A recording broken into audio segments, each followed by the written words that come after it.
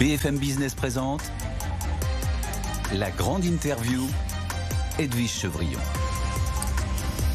Bonsoir à tous, bienvenue dans la grande interview. C'était l'homme de l'année 2024, c'est sans doute aussi l'homme de l'année 2025. Bonsoir Thierry Cotillard. Bonsoir. Merci d'être avec nous. Vous êtes président du groupement des Mousquetaires. Mousquetaires, c'est Intermarché, Bricomarché, Bricocash, Rodi, Netto, bien sûr. Je disais 2024, c'était votre année parce que vous avez racheté 204 magasins Casino. On va revenir évidemment là-dessus parce que peut-être que 2025 sera l'année de la consolidation parce qu'on voit quand même que certains grands dans votre secteur sont un peu ébranlés et je suis sûr que vous êtes aux aguets. Mais je voudrais d'abord vous poser une question, évidemment. Il y a plusieurs questions d'actualité. Thierry Cotillard, vous avez peut-être eu le temps d'écouter hier le discours de politique générale de François Bayrou. Comment vous l'avez trouvé? Est-ce que vous avez été rassuré? Et puis vous nous direz ensuite si cette instabilité politique qui pèse sur l'économie a pesé sur la consommation des Français. J'ai envie de vous dire que ce soit François Bayrou ou un autre Premier ministre, on souhaite qu'il réussisse. On souhaite qu'il réussisse parce que, bien évidemment, lorsqu'il y a un flou artistique, c'est pas bon pour l'entreprise, c'est pas bon pour la consommation. Et je vais vous parler un petit peu des résultats de Noël qui n'ont pas été si euphoriques que ça. Nous, ce qu'on a retenu, il y a deux sujets importants qui prend à bras le corps et donc ça nous va bien. Il y a un sujet évidemment sur le monde agricole où évidemment il y a ces annonces d'aide de fiscalité, de simplification des normes. Et maintenant, l'urgence, c'est d'arrêter de faire des annonces. C'est qu'on passe à la seconde et qu'on mette ça en œuvre parce que les agriculteurs l'attendent vraiment. Et puis, il y a eu le sujet sur le logement avec la relance de la construction. Et vous l'avez cité, les Mousquetaires, c'est aussi Bricomarché, Bricorama, Bricocash. Et donc, bien évidemment, on est pénalisé par un marché en berne sur la construction. Donc, s'il y a des nouveaux dispositifs qui permettent l'accession à la propriété pour de jeunes futurs propriétaires, ça va aider évidemment à ce que le bricolage reparte parce que la tendance est -5, -6 en 2024 et donc ces mesures-là vont être concrètes et j'espère relancer la consommation. Oui, mais comme vous dites, faut des annonces. Justement, cette instabilité politique, elle a pesé comment sur la conso, notamment sur les fêtes Alors, on sent un Noël qui a été, j'allais dire, sous tension parce que nous, on s'était engagé plusieurs mois à l'avance et on est en régression sur des produits très festifs et caractéristiques des fêtes de fin d'année. C'est le champagne. On frôle les -10, donc c'est quand même pas rien. Le foie gras aussi est en baisse. Et puis à côté, vous avez quand même des fortunes diverses, puisque le chocolat, les Français se sont quand même fait plaisir. C'est en progression de 6%. Et moi, ce que je retiens, c'est quand même des changements vraiment structurants dans la consommation, où il y a des bascules. Le saumon, je vais vous donner un exemple tout simple, le saumon fait -4 et puis la truite fait +6. Donc on voit bien qu'il y a une pression sur le pouvoir d'achat. Et puis je pense que je reviens à la première question, cette incertitude politique, elle pèse parce que quand on ne sait pas à quelle sauce on va être mangé, ne serait-ce que sur les impôts, on économise. Je crois que le niveau d'épargne n'a jamais été aussi haut des Français et on consomme un peu moins. Donc il faut débloquer la situation, il faut relancer un peu aussi l'économie qui est en berne et on attend ça évidemment du nouveau gouvernement. Donc pas complètement rassuré, en même temps il y a des mesures précises, mais ça évidemment c'était pas l'objet du discours de politique générale, la loi Egalim, tout ça, on va revenir, la fin ou pas de la loi de Creusat, ça dépend de quel côté on se passe. Là aussi, une annonce. Le Sénat a donc prorogé le dispositif qui permettait, dispositif qui a été mis en place pendant le Covid, d'avoir les tickets restaurants pour faire ses courses. Alors, je ne sais pas si vous avez vu la réaction assez violente, évidemment, de l'UIMH, qui est la principale organisation professionnelle, qui a dit, mais attendez, c'est pas possible, c'est un détournement du titre restaurant en titre repas. Vous dites quoi? Évidemment, vous vous félicitez de cette mesure? Moi, je suis très heureux pour la profession et les Français qu'on lève le flou sur cette situation. On n'était pas clair depuis 3 semaines, donc on reconduit le dispositif. Ça va durer 2 ans, donc c'est une très bonne chose. C'est surtout une bonne nouvelle pour le mieux vivre et mieux manger, c'est-à-dire que c'est 25 € pour des millions de Français qui en ont besoin. Et j'ai envie de vous dire, vivons avec notre temps. Le Covid est passé par là. On télétravaille, donc déjà dans les faits, il y a au moins 2 jours par semaine où on est à la maison. Et donc moi je défends bien sûr l'idée que le ticket restaurant peut être utilisé pour manger chez soi parce qu'on y est. Et puis il faut le dire, vous n'avez pas pour tous les Français les moyens d'être au restaurant tous les midis. Donc d'avoir cette possibilité, évidemment c'est une bonne chose et c'est surtout une bonne chose qu'on puisse l'avoir éclairci. Mais c'est un détournement ou alors est-ce qu'il ne faut pas appeler ça maintenant un ticket repas en fait? Vous pouvez l'appeler ticket repas, restaurant. Je crois que en fait, ce qui compte, c'est que le consommateur il puisse puissent aller les dépenser chez nous et évidemment dans les restaurants. Donc nous, on défendra bien sûr cette position et les restaurateurs l'inverse. Est-ce que vous êtes pour la prorogation de cette mesure, enfin qu'elle devienne définitive ? Oui, je pense qu'il faut le faire. Déjà, obtenir 2 ans, c'est une bonne chose, mais vous verrez que les usages feront que, de toute façon, le politique sera en incapacité à revenir sur un pli, sur une habitude sociétale, et c'est une très bonne chose que, effectivement, ce soit inscrit dans le marbre pour l'avenir. Oui, on reviendra parce que c'était votre grande annonce. Vous avez fait un conférence du JDD, vous avez annoncé la baisse des prix sur 1000 produits, dont 500 concernant des grandes marques. Mais je voudrais quand même qu'on revienne sur cette enquête qui a été lancée par Foodwatch. Vous savez, cette organisation de défense des consommateurs. Elle analysait la teneur en sucre de 12 catégories de produits vendus au supermarché. La mayo, les pizzas, les petits pois. Et en fait, et plus ce sont des marques de distributeurs, on sait que pour vous c'est très très important, plus de la moitié de vos ventes sont réalisées par des marques de distributeurs, les fameuses MDD, eh bien en fait, peut-être que la qualité est moins bonne, donc vous rajoutez plein de sucre, plein de sel, et elle dit c'est pas possible. Elle a lancé une pétition. Il y a déjà 6000 personnes qui ont répondu. Vous répondez quoi? Parce que vous êtes très attendu sur cette question, Thierry Cotillard. On a attendu, et je veux dire qu'on a joué depuis déjà plusieurs années, pas que le prix, la qualité. Visiblement non, enfin, si on en croit l'enquête menée par Là, on a regardé attentivement l'étude. Nous, on s'est mis en démarche de progrès il y a quelques années. On a reformulé parce que de toute façon, ça ne peut pas durer l'euphorie des MDD si la qualité n'est pas au rendez-vous. Donc nous, aujourd'hui, on a 40% de nos marques de distributeurs produits Intermarché qui sont classés A ou B. Et d'ailleurs, Yuka, on l'a pas vécu comme une contrainte. C'est comme Foodwatch. Quand aujourd'hui, ils pointent du doigt notre biscotte et les petits pois, vous pensez bien qu'on va se mettre en démarche de progrès. Je retiens aussi, parce qu'on a regardé, c'est les 2 seuls produits qui sont épinglés pour Intermarché. Et à l'inverse, le cordon bleu a été jugé comme le meilleur et le moins cher du marché. Donc, c'est un raccourci, et je pense que les distributeurs, que ce soit Intermarché, Carrefour, Leclerc, mettent des cahiers des charges qui valent évidemment le niveau de qualité de la marque nationale, sinon on ne ferait pas les ventes qu'on est en train de faire. Donc on va tous se mettre en démarche de progrès. Nous, on a 2 produits qui sont épinglés, c'est pas un problème, je pense que c'est l'exception qui va confirmer la règle. D'accord, et vous allez prendre contact avec eux si c'est déjà fait? Bien sûr. Nous, en fait, on voit toutes ces démarches qui vont dans le sens de la transparence de la consommation comme positives.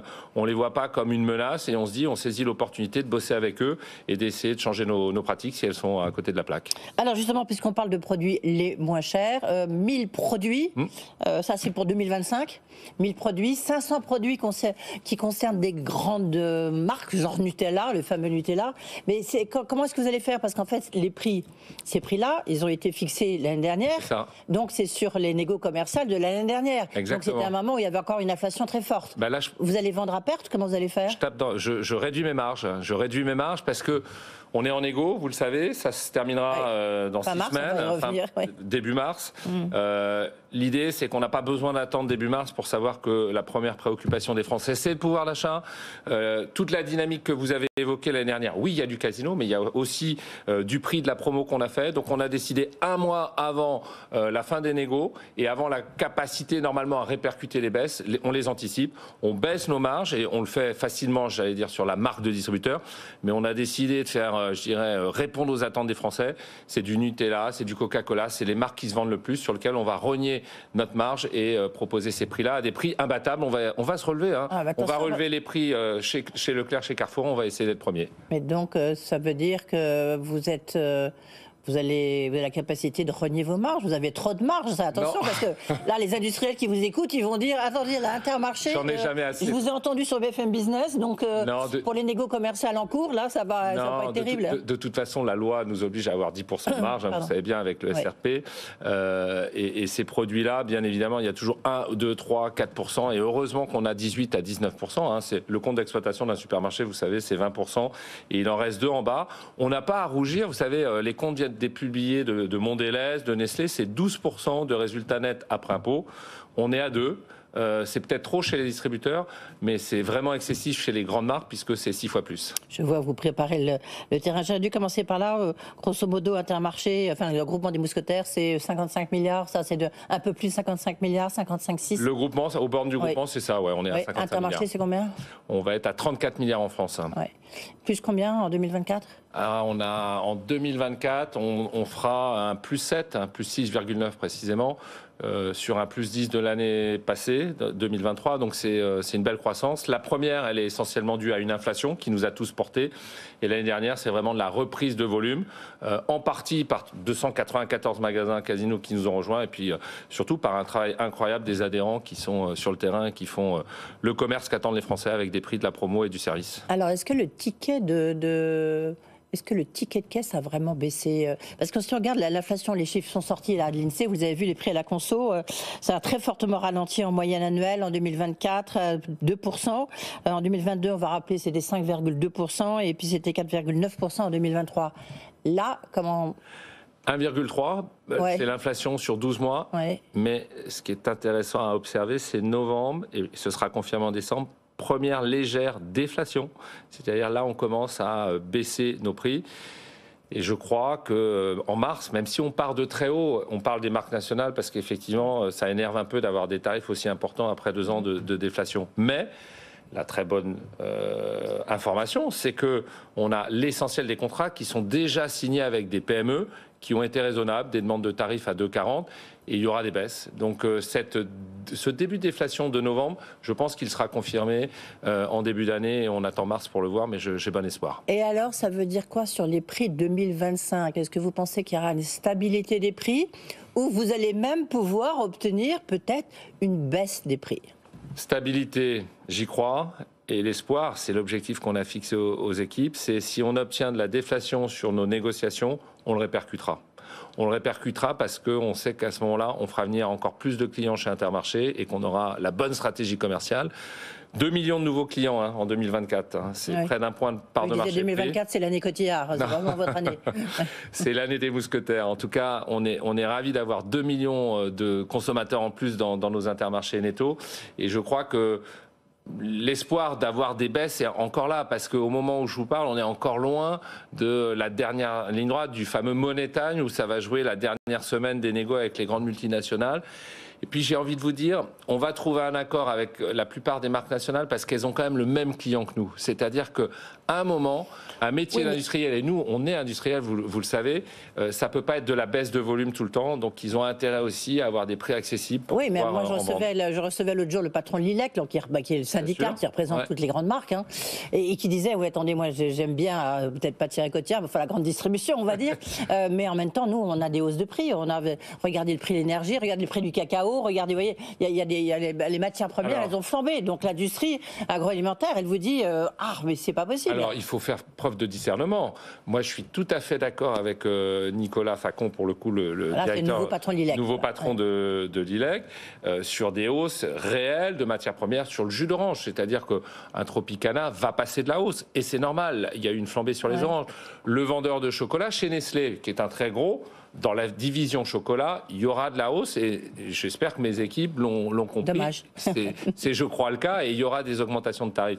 Mais à côté, quand Nestlé fait du pet food et qu'on a une matière première à -4, on ne peut pas accepter un tarif à +4. Donc la réalité économique, et c'est le message qu'on a essayé de passer, c'est que les tarifs de certains sont totalement décorrélés de la réalité économique. Des noms. Allez-y, le nez Michel. J'ai dit, j'adore le chocolat et les biscuits, mais aïe pépito, quoi. On s'est pris 18% de tarifs.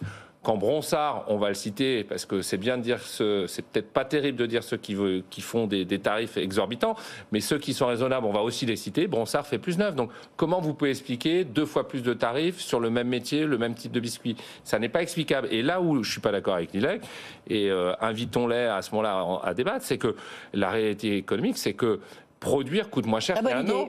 Je l'appelle et on fait un débat ensemble. D'accord, avec plaisir. Ok, on a fait un débat ensemble avec Arnaud Rousseau, le patron de la FNSEA. On l'a fait au MEDEF ensemble. Absolument. On l'a fait au MEDEF, mais ce serait intéressant parce que si on est honnête, la réalité, et tout le monde le publie, l'électricité a coûté moins cher, les emballages coûtent moins cher, le pétrole a baissé, donc transporter les produits coûte moins cher. Donc non, on ne peut pas dire que les choses ont flambé depuis un an, ça a plutôt baissé, et on est prêt à accepter les exceptions que sont le chocolat, le café et les jus d'orange, mais que ça ne soit pas une généralité. Mais c'est tout, visiblement. Comment se passe ces négos commerciales? Parce que là, il vous reste 2 mois. Il nous reste un peu moins de 2 mois. Ouais. j'allais dire, ça se passe bien avec les PME qui ont joué le jeu, avec des tarifs qui étaient raisonnables et plus de la moitié des dossiers sont signés. Donc ça, c'est quand même très rassurant. Et puis, j'ai envie de vous dire, toujours les mêmes. On prend les mêmes et on recommence tous les ans. Ça va être compliqué jusqu'à la dernière minute avec des très grands acteurs de l'agroalimentaire. Nestlé, Entre autres, après, on les connaît tous, les Unilever, les Bayersdorf. Mais j'ai bon espoir qu'il y ait une prise de conscience quand même des grandes marques de se dire on a peut-être été un peu trop loin, pour ne pas dire on a déconné, et on va être raisonnable quand même pour pouvoir faire. Je suis pas sûre. J'en ai rencontré quelques-uns, je suis pas complètement convaincu. Il faut leur demander c'est quoi leur motivation, c'est-à-dire c'est de dire nous on doit faire passer les hausses de. Mais pourquoi ils les font passer? Vous savez pourquoi? C'est pas pour faire autre chose que du bénéfice plus important, restaurer la marge et servir l'actionnaire qui se trouve à Chicago ou piloté par une holding qui se trouve à Seattle. Donc moi, j'ai pas de problème à ce que ce soit leur politique, mais qu'ils l'assument, qu'ils disent on est là pour passer du tarif en France, une inflation qui servira à nos actionnaires et pas une inflation qui est réelle, parce que la réalité économique, on a des usines, donc on sait très bien aujourd'hui. 56 usines. 56 usines. Ça nous coûte moins cher de faire de la MDD par rapport à il y a un an. C'est pareil pour les grandes multinationales. Là, aujourd'hui, la MDD représente combien chez vous? Chez Intermarché 34%. 34%, je l'ai dit un peu plus. Mais... Et en 2025 vous pariez sur quoi? Enfin, pariez pas, vous prévoyez. En fait, on a à l'horizon 2030 un objectif d'aller chercher 40%. Donc, il faut pratiquement prendre un point tous les ans. C'est pas dénué de sens quand vous regardez, j'allais dire, les copains européens. En Espagne, c'est 52%. En Suisse, c'est 52%. En Espagne, c'est 44%. Donc, on sent la MDD occuper un poids de plus en plus important dans les dépenses des ménages. Il n'y a pas de raison que ça ne marche pas en France. Quand on est à 34, le 40 est réel. Est-ce que vous avez différencié des marques, des grandes marques en 2024? Est-ce que vous le ferez en 2025 si jamais les négos n'aboutissent pas? N'aboutissent pas, ça peut être la mesure de sanctions. Moi, je suis un pro de l'offre. C'est-à-dire, je crois qu'on ne peut pas imposer à nos consommateurs de ne pas avoir certaines marques. Parce que commercialement, c'est une erreur. Ces clients-là partiront à la concurrence chez Carrefour, chez Leclerc ou chez Hugues qui ont ces produits-là. Okay, donc le message à passer, c'est de l'intelligence. Il y a des assortiments qui, comme tous les ans, sont rationalisés parce que toutes les références ne tournent pas, mais ce n'est pas la consigne qui est passée.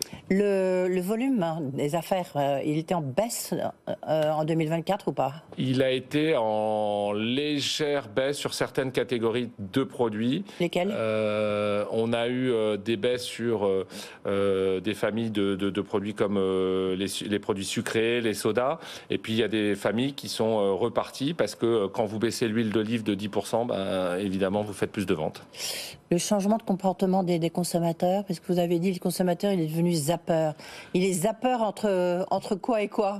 Entre nous tous. Entre nous tous, ouais. Et c'est vrai ça, parce qu'une fois que vous êtes à Intermarché, vous êtes chez Leclerc, vous n'allez pas changer de... Il y a une vraie compète, et on le voit dans la fréquentation. Ils viennent même plus souvent, et quand ils viennent, ils en consomment moins.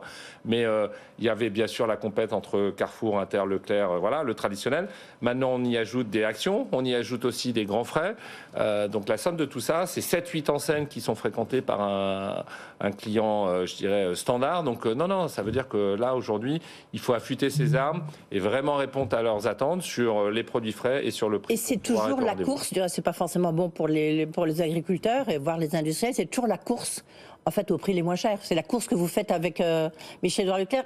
J'ai cru comprendre là que vous espériez passer devant Leclerc. Alors, j'ai pas annoncé ça. Mais vous êtes trahi alors? Non, ça n'a pas été ça. L'ambition... Vous savez, en fait, c'est super d'avoir un compétiteur comme Leclerc parce que il est vraiment dans le match. Donc, je dirais c'est comme au foot, quoi. Quand on est dans une compétition, on est heureux d'être en Champions League et on rêve de battre le Real Madrid. Ouais. Donc, nous, aujourd'hui, on est très heureux des performances qu'on a. Mais quand on a 17 points, on ne regarde pas ceux qui sont à 11 ou à 10. On regarde devant. Évidemment. Et donc, j'ai presque envie de dire, c'est inspirant. Et la formule qui marche, qu'on s'appelle Leclerc, Intermarché ou Lidl, c'est qu'on fait du prix. Et quand vous faites du prix, c'est le socle de base, c'est le contrat de base pour pouvoir après faire la différence. Et on fait la différence, nous, sur des métiers de bouche, sur nos marques propres qu'on fabrique en France et tout un programme RSE qui, j'espère, fait la différence. Thierry Cotillard, j'ai dû en fait commencer par ça parce qu'en fait, il y a un sondage Posternac IFOP qui montre, pour les Échos, qui montre que vous êtes dans le top 10 des entreprises qui ont la meilleure image. Vous êtes number one, le numéro 1, devant Leclerc. Ça veut dire quoi? D'abord, ça veut dire quoi d'avoir 2 grands distributeurs dans les marques préférées des Français, devant Airbus, Danone ou encore Yves Rocher? Je pense que c'est très révélateur. C'est pas hasard.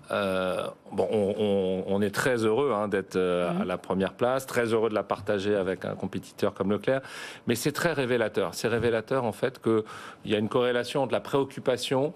Pour 76% des Français, retenez bien, c'est quand même la première préoccupation, le sujet du pouvoir d'achat. Et donc, quand on nous classe premier, ça veut dire qu'on est certainement au rendez-vous de cette attente. C'est-à-dire qu'on ne déconne pas sur les prix. Alors, vous trouverez toujours un produit plus cher, une promo, mais en général, et c'est vraiment le cahier des charges, on veut être le meilleur compétiteur sur ce sujet. Et donc, ça ne trompe pas dans la prise de part de marché, ça ne trompe pas dans la cote d'amour. Et on fait tout pour... nos campagnes de pub aussi sont sympas pour justement être dans cette cote d'amour. Et la vraie différence, vous savez, c'est aussi nos chefs d'entreprise. C'est-à-dire que tous mes collègues sont des chefs d'entreprise qui sont commerçants, qui sont engagés. Moi, je dis souvent, c'est aussi le sourire de nos équipes qui donne l'atmosphère du magasin et l'envie de venir faire ses courses. Donc, on est aussi dans un management de proximité où il n'y a pas une structure pyramidale de 50 chefs. Le chef d'entreprise, il est le matin avec ses équipes et je pense que c'est aussi ça qui nous fait être premier sur cette... Juste un mot rapidement, parce que j'ai encore plein de questions. Il nous reste plus que 4 minutes, Thierry Cotillard, si vous voulez dire. Ce modèle, justement, d'indépendant, Intermarché, Leclerc, Carrefour est en train de le faire. On voit que... On a vu aussi, Système U fait Système U, un évidemment, très bon boulot aussi de commerçant. Avec Michel Cher, bien sûr. Ça marche.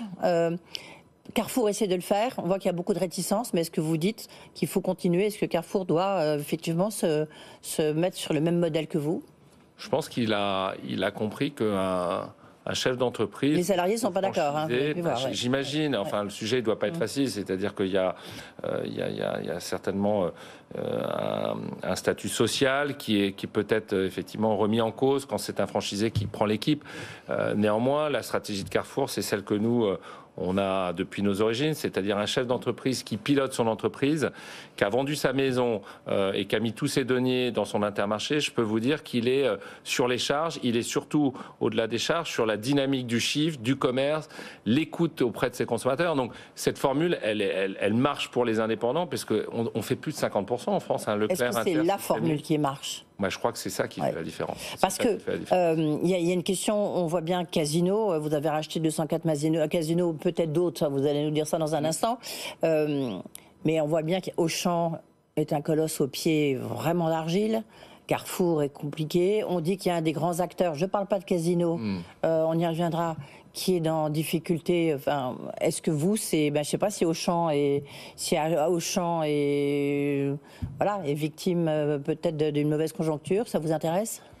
Moi, je me réjouis pas d'un compétiteur qui irait mal Oui, mais autant ne pas laisser tomber. Non, mais en plus, vous savez, on est très à l'aise pour vous parler de Auchan et Casino, puisqu'on a lié des alliances d'achat pour 10 ans.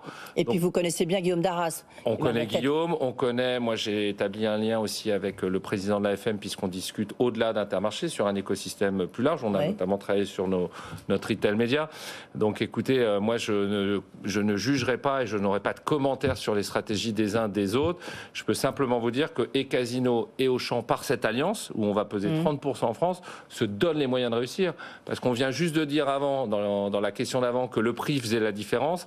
C'est sûr que cette alliance-là va produire du prix et ça leur donne plus de chances de réussir que quand ils étaient seuls. Et ça vous permet d'être quand même en première ligne, si jamais. Si jamais, mais c'est pas le calcul qu'on fait. Je suis trop respectueux de leurs valeurs et les engagements qu'ils ont dans leur. Il n'y a pas de négo en cours, non, en tous les cas. Je peux vous assurer qu'il n'y a aucune négo. Pas de négo.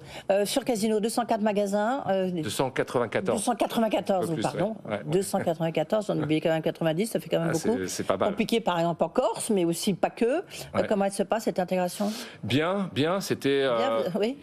Non, mais il y a un an, vous me posiez la question, j'avais envie de dire, on espère bien, et aujourd'hui, je vous dis bien, parce que depuis, on a fait des bascules opérationnelles, on a mis l'informatique, on a passé les commandes, on a livré en temps en heure les magasins.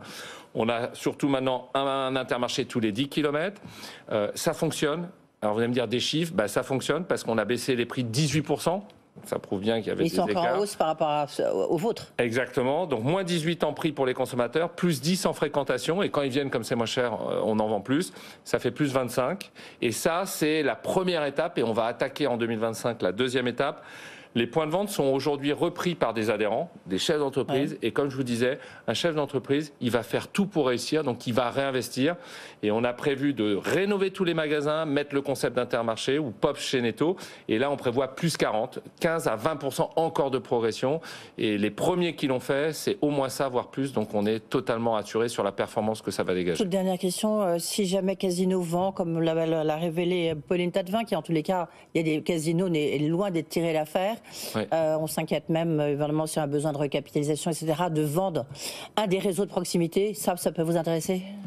Nous, on est surtout intéressés. Vous savez, c'est énorme, hein, 294 points de vente. Oui. Ça met vraiment la boîte sous pression, comme on dit.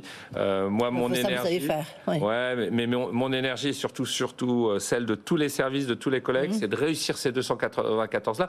Ne serait-ce que parce qu'on avait pris le pari aussi d'intégrer 10 000 salariés Casino qui venaient chez nous. Donc, l'heure n'est pas à choisir ou à réfléchir à des stratégies de rachat à côté. C'est réussissons ça. Et la proximité, ça vous intéresserait ? Nous, on est ultra dans la proximité parce qu'on a un point de vente tous les 10 km, mais il faut que ce soit dans des formats qui puissent permettre de faire vivre un adhérent. Donc, j'ai l'impression que ce que vous évoquez, c'est plus pour un groupe intégré, puisque c'est des surfaces de 30 ou 50 mètres carrés qui n'intéresseraient pas mes collègues exploitants d'Intermarché. Merci beaucoup d'avoir été avec nous, Thierry Cotillard. On aurait pu encore continuer, mais en tous les cas, toute la nuit. Vous nous avez apporté beaucoup de réponses. Merci Thierry Cotillard. Et je note, et vous notez, j'espère que c'est votre agenda. Avec plaisir. On fait le débat ici. Avec plaisir. Tout le monde a entendu. Merci beaucoup Thierry Cotillard.